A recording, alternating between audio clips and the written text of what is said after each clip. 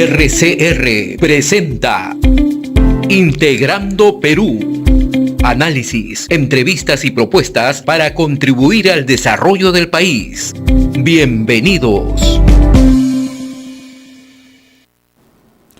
Buenas noches, amigos.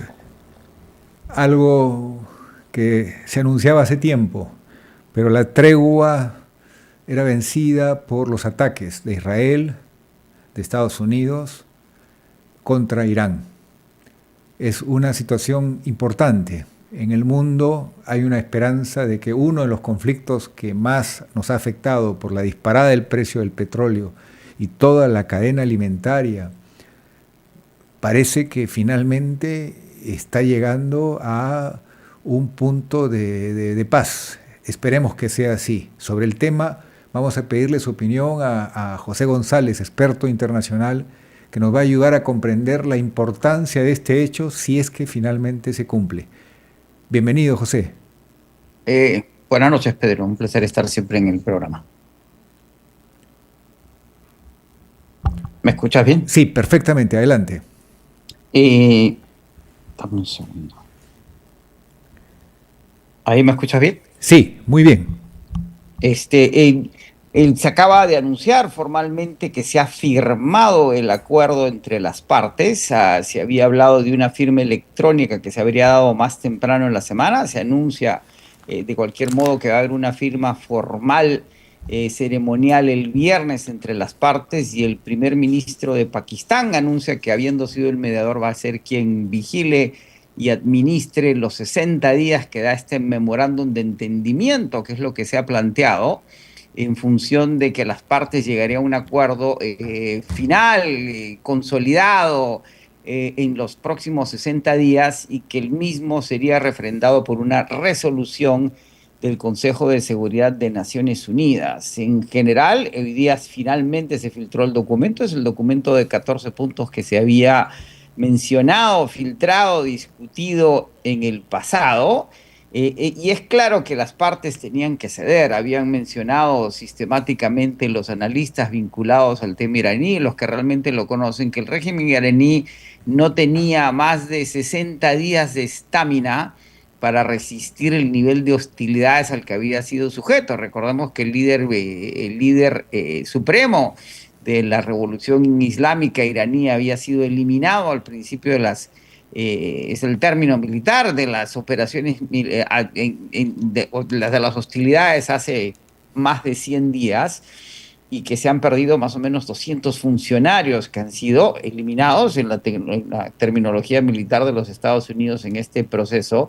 Y por otro lado, la inflación a nivel global, particularmente en Europa, en China y en los Estados Unidos, ya empezaba a dejar sentir los efectos del incremento en el petróleo y el impacto en toda la cadena energética y en los complejos energéticos asociados al mismo, y con los inventarios en Occidente estaban empezando a llegar a puntos críticos, tanto así que se sospechaba, se esperaba, se temía que la industria de la aviación podría detenerse en los próximos meses. Entonces no sorprende que se haya llegado a este acuerdo. ¿Qué hay en el acuerdo? Y hay una discusión.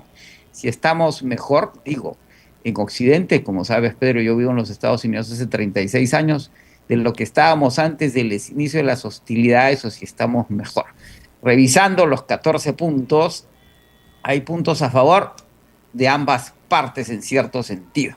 La urgencia de los Estados Unidos, de la administración Trump, es que se abriese el estrecho de Hormuz a la brevedad, casi inmediatamente. Lo que determina el acuerdo es que se va a abrir prácticamente de inmediato, pero que se va a regularizar, normalizar el tráfico a través del mismo en los próximos 30 días, y que no se va a cobrar ningún tipo de peaje por parte de Irán. Por otro lado, Irán se compromete a eliminar el proyecto atómico iraní, particularmente en lo que se refiere al desarrollo de armas atómicas, y señala que la devolución del inventario de uranio, esos 440 kilos, 40 kilos, si no me equivoco, son 40 kilos de uranio refinado al 60%, se definirá cuál va a ser su destino. Los Estados Unidos han insistido que sean entregados a los Estados Unidos, y que se detenga el proyecto nuclear, que era el argumento en última instancia de la administración Trump, que todo este conflicto y toda esta guerra se dio para evitar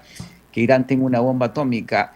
En, en, en, en contraparte, Irán, que obtiene un plan de recuperación de la infraestructura iraní, de la nación iraní por 300.000 millones de dólares, la devolución inmediata de todos los fondos retenidos por los Estados Unidos, que se calcula son 24.000 millones de dólares a esta altura, directamente al Banco Central de Irán para que disponga de ellos como mejor determine el Estado iraní, y que regresen todas las instancias que venían vigilando el desarrollo nuclear iraní y demás, y que se levanten todas las sanciones, se retiren todas las fuerzas militares, se cesen las hostilidades y se respete la integridad física y territorial de ambos países.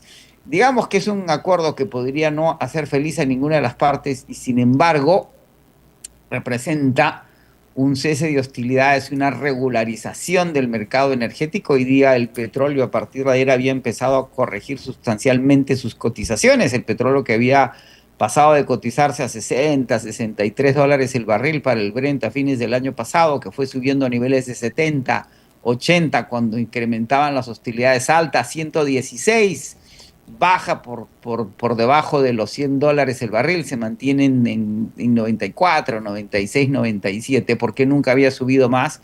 Porque China reduce, entre otras variables, pero particularmente a la China, el 40% de su consumo.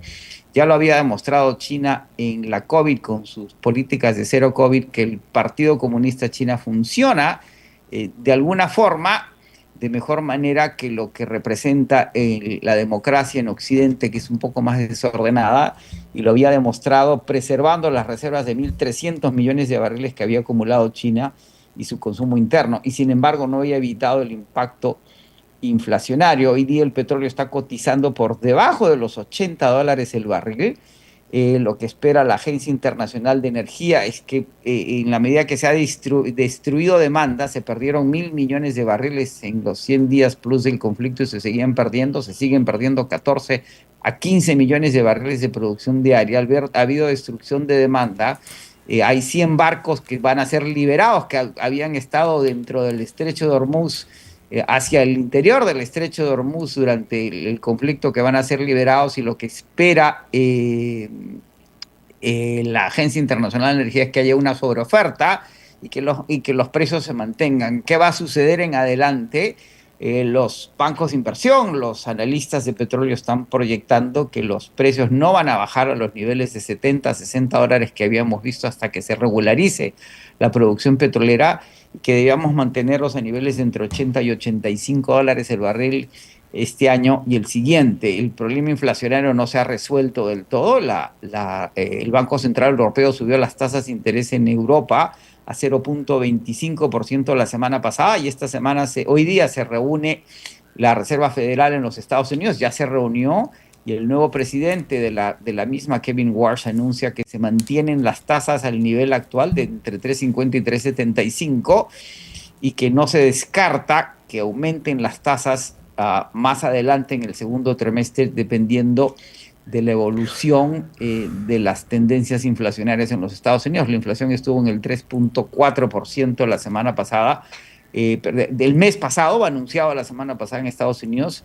muy por encima del 2%, que es el objetivo del Banco Central de los Estados Unidos. José, el primer tema es: Israel no forma parte de este acuerdo. Eso hace que el acuerdo sea vulnerable, porque ya Irán había adelantado que no iba a admitir un acuerdo donde se siga atacando a Líbano, donde está un aliado que tiene el soporte logístico de Irán, que es Hezbollah. Entonces, la pregunta de fondo es: ¿Israel puede sabotear este acuerdo? Correcto. El acuerdo incluye a Israel por default, se dice en inglés, por naturaleza. Hay uno de los puntos en que se habla del cese de hostilidades en el Líbano. Como señalas, el acuerdo no incluye a Israel, no está firmado por Israel, no ha sido definido, consultado en su versión definitiva con Israel y le va a causar problemas políticos a Bibi Netanyahu en la medida que toda la intención y el capital político de Netanyahu estaba basado en que hubiera un cambio de régimen en Irán. También el del presidente Trump, pero el presidente Trump es mucho más flexible en la forma en que enfrenta estos problemas como lo hemos visto en el pasado. Y sin embargo es difícil creer que a esta altura Israel vaya a violar un acuerdo de la magnitud como el que acaban de llegar los Estados Unidos e Irán. Y por otro lado, habría que esperarse que en esos 60 días que el memorándum de entendimiento se convierte en un acuerdo final, se vayan negociando detalles.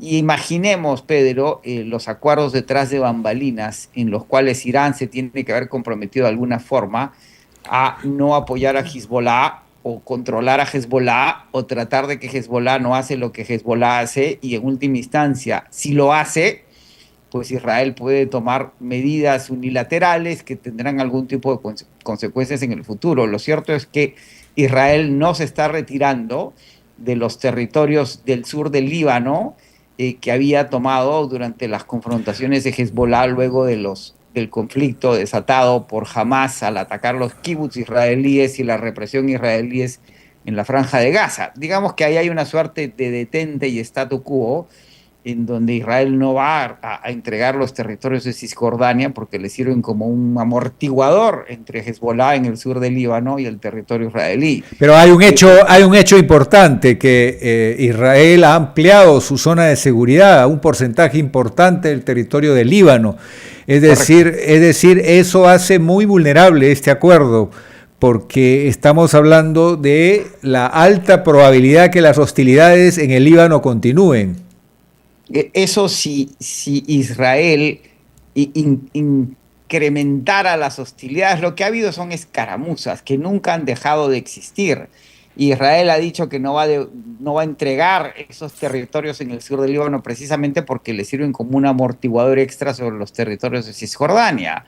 Y en la medida que se ha firmado un acuerdo entre las partes, independientemente que Israel no esté de acuerdo, es difícil creer que Netanyahu, que está muy alineado con el presidente Trump, a diferencia de las tensiones que tenía con la administración Biden y previamente, luego del primer periodo del presidente Trump con el presidente Obama, pues es difícil creer que a esta altura Israel vaya a boicotear este acuerdo y desatar un conflicto que tendría que enfrentarlo por sí misma sin el apoyo de los Estados Unidos y de los... Hay un dato relevante. Estados Unidos ha retirado estos aviones que cargan de combustible a los cazas.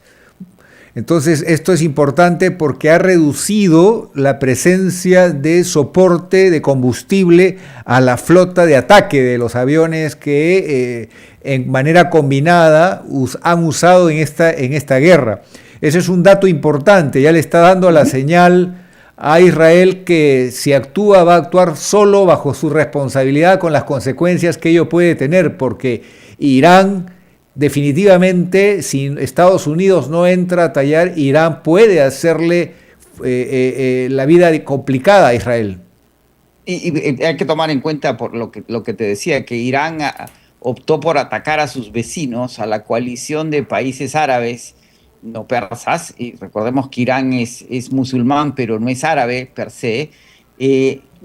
Había empezado a atacar a sus vecinos persas que estaban más o menos alineados con Israel y que los acuerdos de Abraham en Arabia Saudita, que preveían que se firmara finalmente un acuerdo de paz entre Arabia Saudita e Israel, similar al que se firmó ya hace muchos años con Egipto y recientemente con Jordania, se lograra, lo cual fue retrasado por los eventos en la Franja de Gaza y las tensiones con Hamas. Entonces, es difícil creer que Israel vaya a jugar la carta de quedarse aislada, no solo frente a Irán y los Estados Unidos y sus vecinos.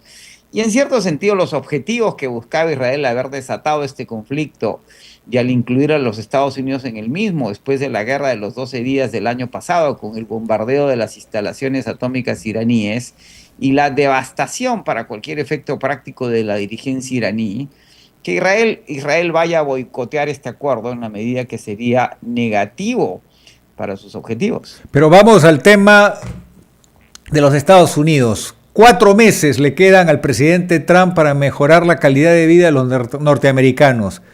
¿Va a poder en 4 meses salvar el tremendo disgusto para la población norteamericana de una gasolina a $4? La actitud es bastante más compleja que esa, Pedro. Jamie Dimon, el presidente de JP Morgan Chase, el banco más grande de los Estados Unidos, más grande del mundo, con un balance de $10 trillones, billones de los nuestros, decía en su carta a los accionistas del banco hace 3 o 4 semanas que si los Estados Unidos tenía que pagar $4 el galón de gasolina para proteger sus libertades y su modo de vida, evitando que Israel tenga una bomba atómica, pues que así sea, ¿sí? Y la actitud en Estados Unidos es de disconfort, se dice en inglés, de falta de confort por la presión en los precios, y sin embargo no hay una reacción realmente negativa hacia la administración Trump. Perdóname, pero la última encuesta que se ha hecho muestra una caída significativa de la popularidad del presidente, una de las más bajas para presidentes a este nivel de avance de su gobierno frente a las elecciones parlamentarias de renovación parlamentaria que va a tener en noviembre de este año, ¿no? La popularidad del presidente Trump venía cayendo desde antes. Acuérdate que él gana la elección por 1.5 millones de votos, 1,5% de la población. Nunca ha sido un presidente muy popular ni con un apoyo generalizado. Y el país está dividido entre las zonas urbanas, el voto femenino, y el resto del país. La ruralidad ya no existe en los Estados Unidos, ¿verdad? Las periferias. Y la popularidad del presidente Trump está dependiendo de las encuestas entre el 38 y el 42%, que es bajo histórico comparado a otros presidentes, pero no es necesariamente bajo, ¿sí? No estamos en niveles por debajo del 30 o del 20%. Y todas las encuestas, los agregadores de encuestas están previendo que la administración Trump podría perder la Cámara de Representantes por unos pocos asientos, es decir, los demócratas tomarían control de la Cámara de Representantes en una proporción similar a la que tiene hoy día los republicanos, que son 3 o 4 votos, y que el Partido Republicano mantendría la mayoría en el Senado, porque la mayor parte de elecciones en el Senado no incluyen a un bloque importante de senadores. Recordemos que las elecciones de medio término no son ni por el Senado ni por la Cámara completa, son fragmentadas, ¿sí? Se renuevan ciertos asientos y estos tienden a no favorecer a los demócratas. Ergo, mantendríamos un estatus similar y la popularidad del presidente, la más importante, es la de su base, ese 30% de la población americana que apoya a Trump, no importa lo que haga. Y eso es lo que permite que el presidente administre tal cosa. Y él además Trump es muy hábil en términos de manejar la opinión pública. Cuando le dicen en algún momento dado si le preocupa la inflación, él dice, I love the inflation, yo amo la inflación. En un momento dado, no me importan las elecciones de medio término en función del conflicto iraní. Anoche dice que si no le gusta el acuerdo va a volver a bombardear a Irán. Muy de Trump, y sin embargo, en esta circunstancia muy particular de los Estados Unidos, eso conecta con una masa crítica de votantes en los Estados Unidos que le sigue dando una popularidad relativamente sólida en virtud de su estilo, ¿sí? Están cuestionando los demócratas que se pague $300,000 millones, que da la impresión de que fuera un resarcimiento, como reconociendo que Estados Unidos ha dañado la infraestructura de Irán y está obligado a pagarla. Ese es un tema que suena en el mejor escenario a empate, pero no a triunfo. Correcto. Y otro tema importante es que Irán ha seguido la misma estrategia que hace siglos siguió con el Imperio Romano.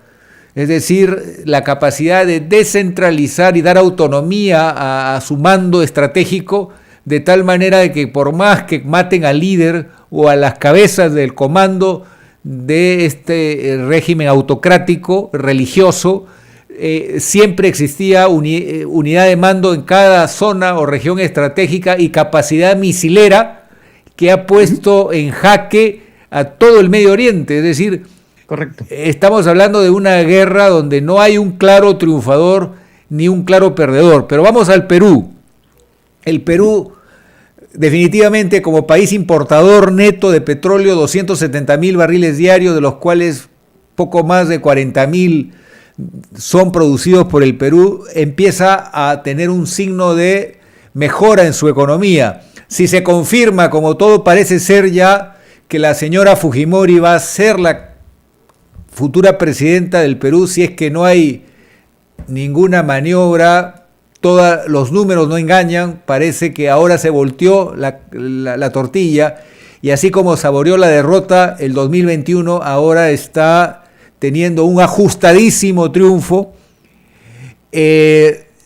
Para las inversiones del Perú, el triunfo de la señora Fujimori significa un signo de tranquilidad. Pero, ¿cuál es tu opinión? ¿Ella debe seguir un guión de gobierno de derecha con el mismo equipo que se le conoce, o debe de hacer una jugada maestra que la lleve hacia el centro?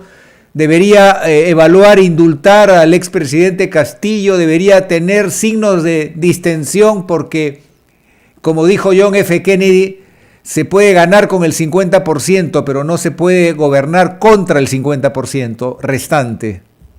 Es correcto, es curioso. Además, Pedro, lo que dice, viendo los últimos números, ya estamos casi contando menos del 1% de lo que queda, y todo lleva a indicar que Keiko Fujimori ganaría la elección, y estadísticamente es imposible que ese 0.9 algo que queda difiera en comportamiento estadístico de la diferencia, como son actas que están siendo impugnadas. Ya se están contando las impugnaciones y las observaciones, y ahí puede haber una pequeña distorsión, pero como las actas están en la red y se pueden bajar, ahí los estadísticos, los programadores las han bajado y las están analizando una por una, y están viendo la distribución de las mismas, y hoy día la mayoría de esas pocas actas que quedan en realidad son en Lima. Y en Lima, a menos que se eliminen todas, pero incluso eliminándose todas, con esa ventaja que tiene la presidenta Fujimori, la virtual presidenta electa Fujimori, sumando lo que el neto de esas actas llegaría a ese casi 40.000 votos, que le daría una ventaja al 0.19. Pedro Castillo gana por 40.000 votos, que en ese momento eran el 0.24. Es decir, curioso que 5 años después la torta se revierte y ella gana por un margen similar. Y como tú dices, es la mitad, tampoco es un triunfo arrobador. Y más si tomamos en cuenta el porcentaje que tuvo en la primera vuelta, y hemos tenido un ausentismo casi del 30%. José. Y en el extranjero mucho mayor. Pero a lo que voy es difícil leer realmente qué va a hacer Keiko Fujimori una vez en la presidencia de la República. Al respecto, vamos a hablar de los riesgos, qué va a pasar con la minería, porque este es un país minero y hay oportunidades que puede aprovechar. El clima de inversiones se puede favorecer, pero también tenemos problemas bien serios como el problema de Petroperú. Quisiéramos hablar sobre esas papas calientes, como se dice en el argot popular, pero en unos breves segundos, amigos. Vamos a un breve corte. Vale. Continuamos con Integrando Perú. ¿Sigues pagando de más en otros bancos? Profe, escucha esto. Con la derrama, sacar tu crédito es más fácil que mandar un audio. Solo 2 pasos. Desde 300 soles hasta 125.000 soles. Una tasa que te mereces para una cuota más baja. Ese ahorro se queda en tu bolsillo para lo que necesites.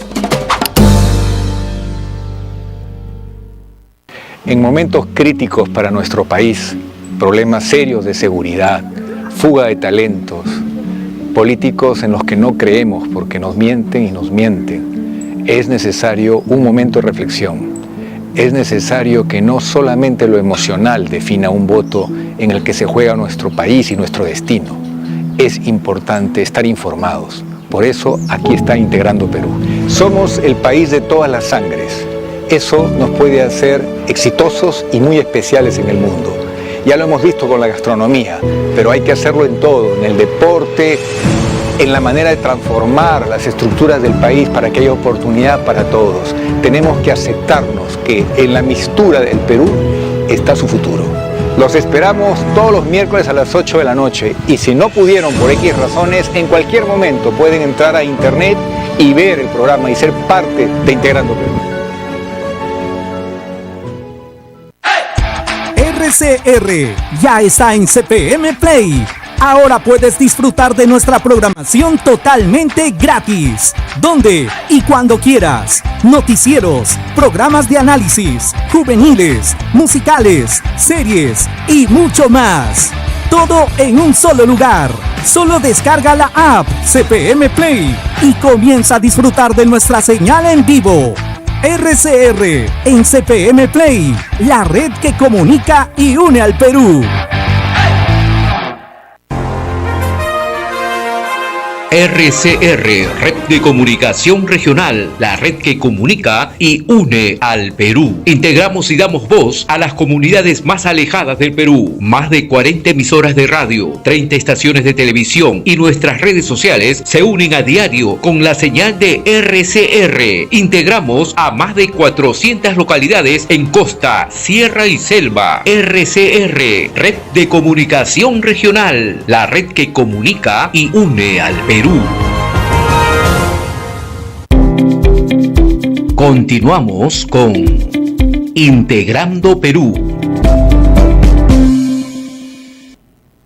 Creo que se amerita hablar de un shock de inversiones en minería y probablemente agroindustria, porque hay cartera de proyectos. De manera sucinta, mi estimado José, tú tienes mapeados estos proyectos. ¿Qué debería hacer los primeros 100 días de gobierno la presidenta electa? Básicamente, como hemos hablado en el pasado, el problema en el Perú en términos de minería, Pedro, y tú lo sabes bien, es la terminología, la tramitología en términos de exploración. En el Perú somos más papistas que el Papa. Se reclama una licencia medioambiental para hacer exploración. Por lo tanto, un permiso de exploración en el Perú toma 2 años, mientras que en Chile toma 30 días. Explorar no tiene un impacto real en la medida que tampoco es que se sabe a ciencia cierta la calidad y la cantidad del recurso minero en la producción misma. Ahora bien, eliminando esa parte de la exploración, tenemos una cartera de proyectos mineros, particularmente en cobre, que implican inversión de $65 mil millones en los que si se realizasen activamente, y ya Tía María está en un proceso activo con un horizonte de apertura del Tajo tan pronto como el próximo año, y ya para eso quedan 6 meses, y el Río Tinto está volviendo a explorar la granja con First Quantum después de que lo había descartado, porque las cotizaciones del cobre justifican abordar un proyecto tan grande como el que representaba la granja, y esas mismas cotizaciones les permiten lidiar con la calidad de cobre que existe en el mismo.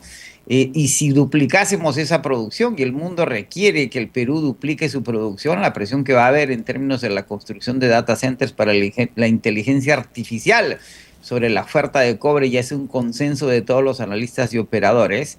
Lo que el sector minero, y en particular el sector empresarial en general, demandan es estabilidad, orden, continuidad. El problema que tenemos en el Perú es que hemos tenido un presidente cada 15 meses en los últimos 10 años, 4 presidentes en los últimos 5, 9 en los últimos 10, que permiten la continuidad de políticas públicas. Como bien sabes, las relaciones entre el sector privado y el sector privado, en el sector privado y el sector público, depende mucho de las relaciones personales de los ministros, los viceministros, los directores, con las corporaciones que desarrollan sus actividades desde la actividad privada, valga la redundancia.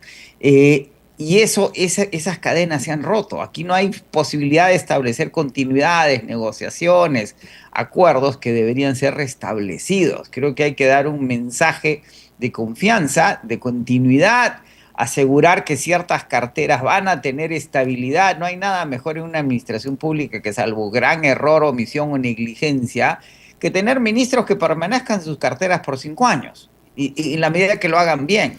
En el caso de Petroperú es mucho más dramático aún, particularmente en los últimos años en que hemos tenido, si no me equivoco, un directorio promedio cada 30 días. ¿Cómo se puede planificar y atender el distrés financiero del activo más valioso de la República con ese tipo de volatilidad. Los mensajes deberían ser claros. Y terminando tu pregunta anterior, yo creo que es difícil determinar qué políticas va a tomar la presidenta, la virtual presidenta electa del Perú, Keiko Fujimori. Ella es conservadora, pero no necesariamente neoliberal, por ponerle un nombre a las políticas privatizadoras y privatizantes de hace casi 2 décadas, 3 décadas en el Perú. Y en el caso de Petroperú, hay testimonios de Alberto Fujimori, que en un momento dado manifestó que hubo un problema energético en el Perú y cómo Petroperú sirvió para modular los precios de los combustibles en el Perú, y cómo el propio presidente habría manifestado en su momento que de alguna forma no se sentía totalmente cómodo con haber privatizado la corporación, y que fue él personalmente quien detuvo la consolidación de ese proceso privatizador. Pero puede ser que después de algunos meses Petroperú vuelva a requerir apoyo. ¿Por qué motivo? Porque los dos sabemos que no está operando el flexicocking como debería. Petroperú está comprando mucho crudo liviano y el cronograma de pagos de corto plazo es importante. Si Petroperú no recibe el apoyo y la orden política del Estado a través de Proinversión, el Ministerio de Economía, de reperfilar, reprogramar su deuda, corremos el riesgo de volver a lo mismo. Es decir, que no salga la empresa de cuidados intensivos, porque necesita tiempo para solucionar el problema de las unidades auxiliares, necesita tiempo para conseguir el crudo pesado que pueda tratar y necesita también tiempo para reconstruirse con la cultura corporativa y con los mejores técnicos en el manejo de la corporación. Y eso me genera mucha inquietud, porque la posición ha sido muy crítica de la presidenta electa, en el sentido de que va a priorizar salud, educación, seguridad, y con Petroperú va a mantener la misma política de Alberto Fujimori de no explotación, es decir, solamente un Petroperú que mantenga presencia comercial en el ámbito refinero, en el ámbito de mayorista, pero no le va a dar peso o importancia a la explotación de campos, donde el llamado upstream. Si mantiene esa política, definitivamente podría ser un problema grande el hecho de que no se reperfile la deuda ahora que se tiene recursos, y volvamos a lo mismo, que ya sería visto por la población como algo muy controvertido. Recordemos, como se dice en política en los Estados Unidos, que se hace campaña con poesía y se gobierna con prosa, ¿verdad?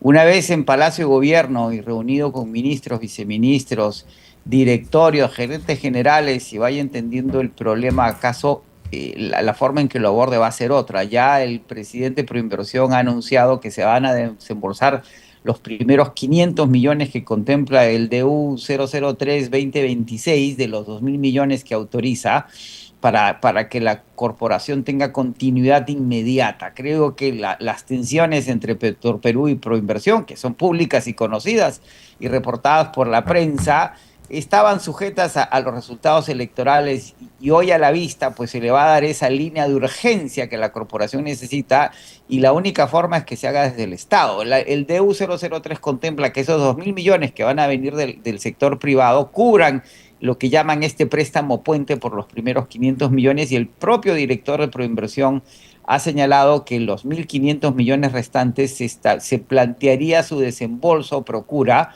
en julio y agosto. Es decir, después de que el nuevo gobierno asuma la presidencia y empiece a tomar decisiones ejecutivas al respecto. El IPE organiza un evento ayer, y ya la narrativa de los críticos a Petroperú empieza a evolucionar, empieza a cambiar, empieza a ser más sensible, empieza a ser más razonable, en términos que decía Diego Macera pues ayer, que no se puede liquidar a la corporación. Sin duda que no se puede.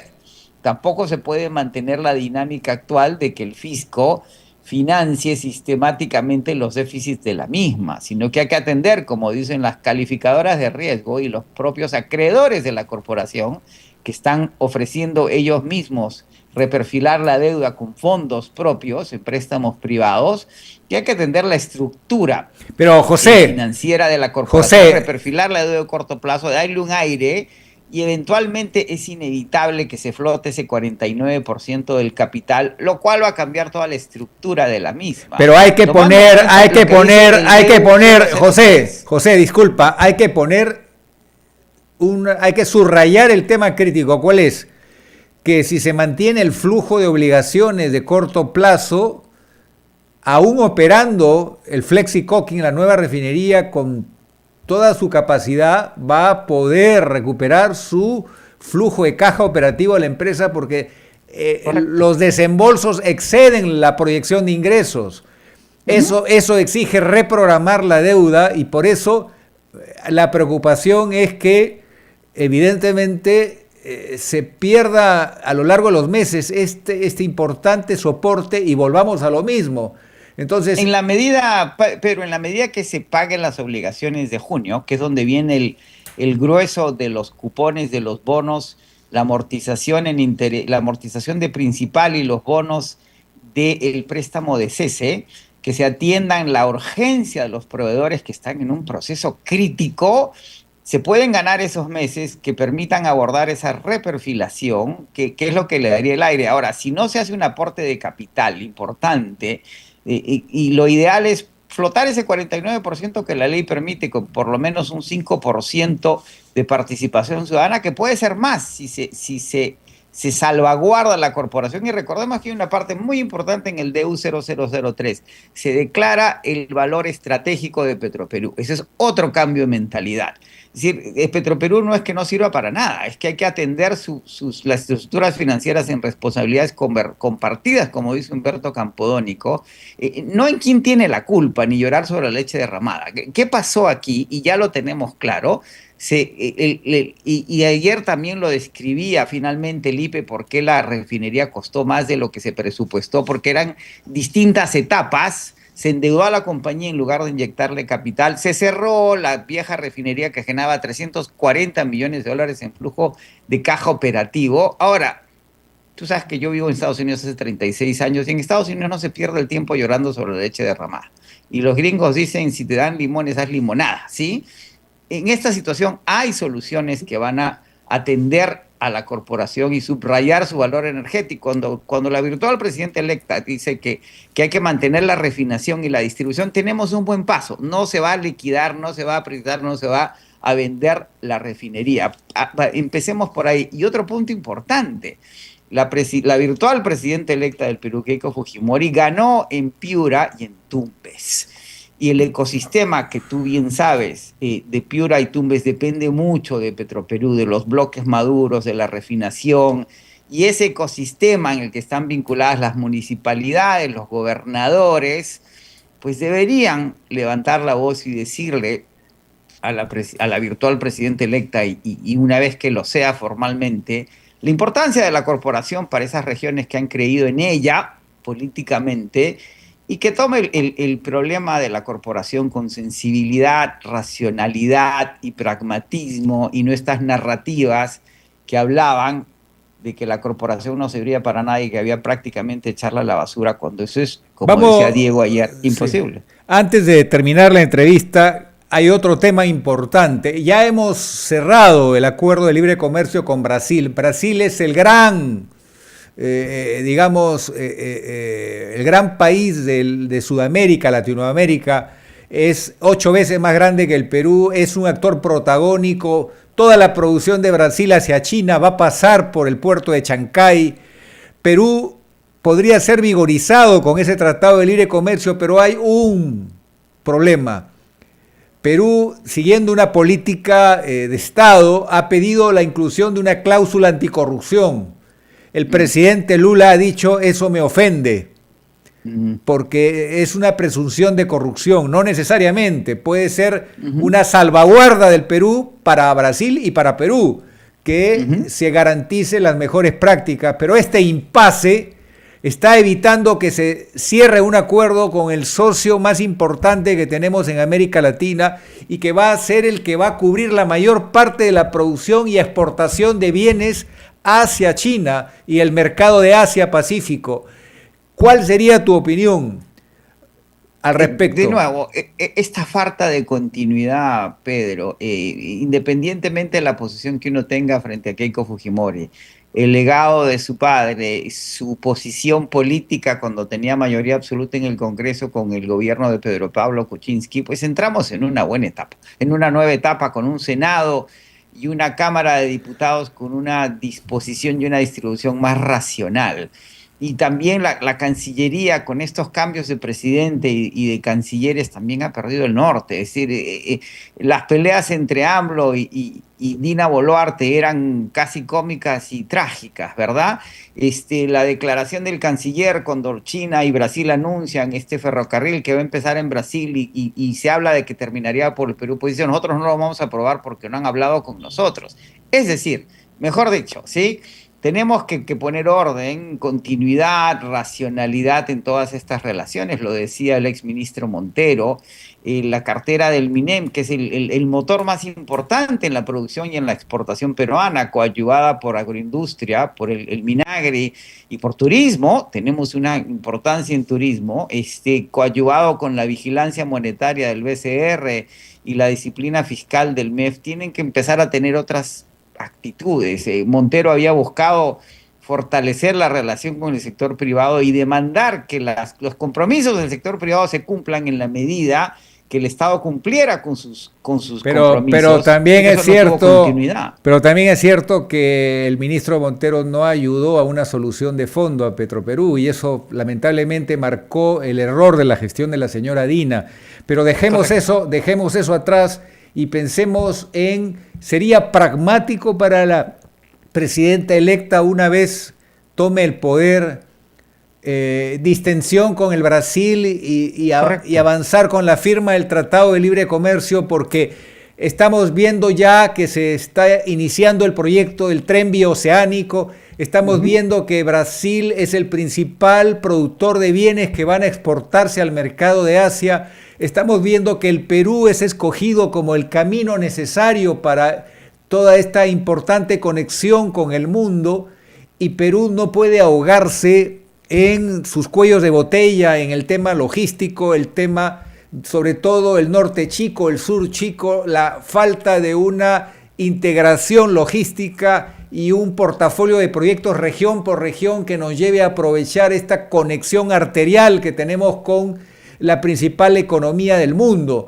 Entonces estamos frente a un reto que exige tomar medidas que reactiven el mercado y seamos el socio menor de una América Latina poderosa que sea capaz de llegar con productos al mercado de Asia-Pacífico.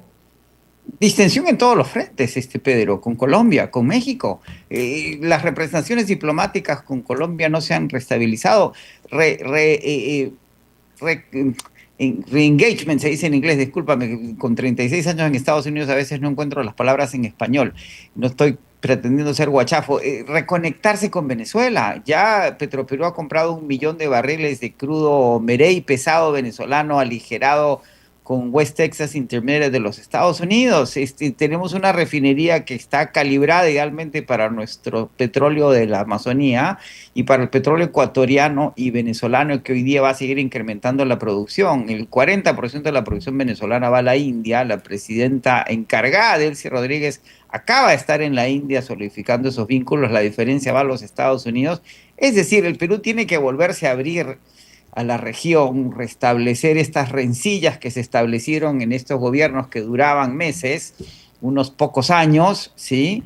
Necesitamos recuperar la racionalidad y asumir la posición política frente a un gobierno de Keiko Fujimori con esa misma racionalidad. Lo hemos mencionado en el pasado.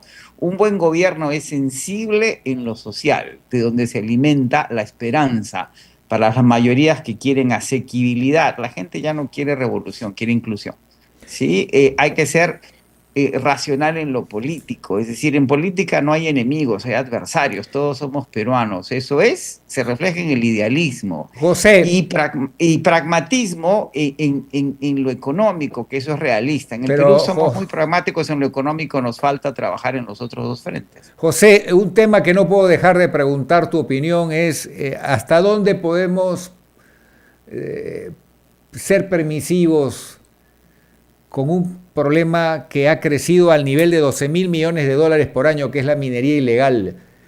Es urgente un programa de trazabilidad, un programa inteligente, eficaz, que haga que la mayor parte de esta minería ilegal ya no tenga espacio para sacarle la vuelta al país, porque los efectos colaterales son: no hay tributación, no hay ingresos, no hay seguridad, hay daño severo a la salud y vida de las personas, hay trata de personas, hay daño al medio ambiente, hay fuga de recursos que son no renovables. El Perú debería lograr una estrategia eficiente que nos permita que los recursos no renovables todos generen mayores ingresos para las regiones a través del canon, que el pequeño minero y el minero artesanal tenga derechos laborales, tenga el que trabaja allí, tenga una hoja de ruta hacia el mercado, que tenga concesión con titulación en áreas nuevas que puedan ser definidas por Ingemet mediante un concurso, tenga asistencia técnica,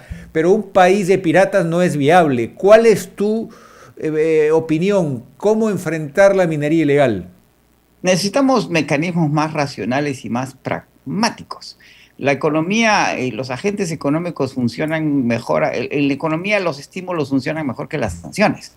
Hay que estimular a los mineros ilegales a legalizarse, ¿sí? Así se modificó el sistema de diamantes de sangre en África a través del Kimberley Process. La corrupción, hay dos cosas que no se pueden evitar en la vida, en la humanidad: el sexo y la corrupción, porque tienen que ver con la acumulación y la reproducción.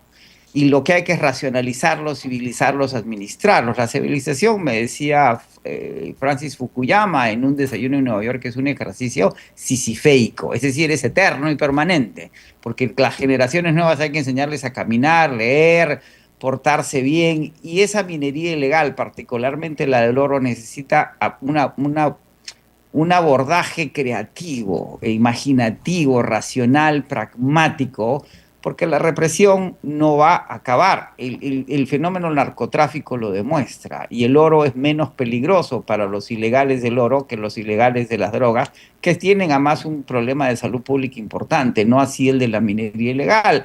Hay que empezar a pensar el problema menos moral y represivamente, y más en términos pragmáticos y constructivos. ¿Cómo encauzamos esa ilegalidad en una legalidad que funcione sin hacer concesiones a las organizaciones criminales, sino a esos productores que podamos ir incorporando a la formalidad, marginando a los realmente criminales, los que sí funcionan y funcionarían en términos de labor policial, militar y represiva, como se ha aliviado a todas las organizaciones ilegales criminales en la historia de la humanidad.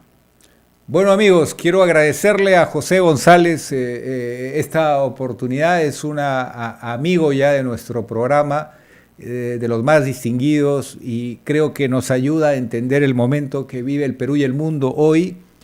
Y bueno, yo sigo siendo parte de esa iniciativa importante que se llama Aprender para Crecer, y creo que eso es fundamental para el Perú. Hasta pronto, hasta la próxima semana. Muchas gracias. Encantado, Pedro. Un placer siempre.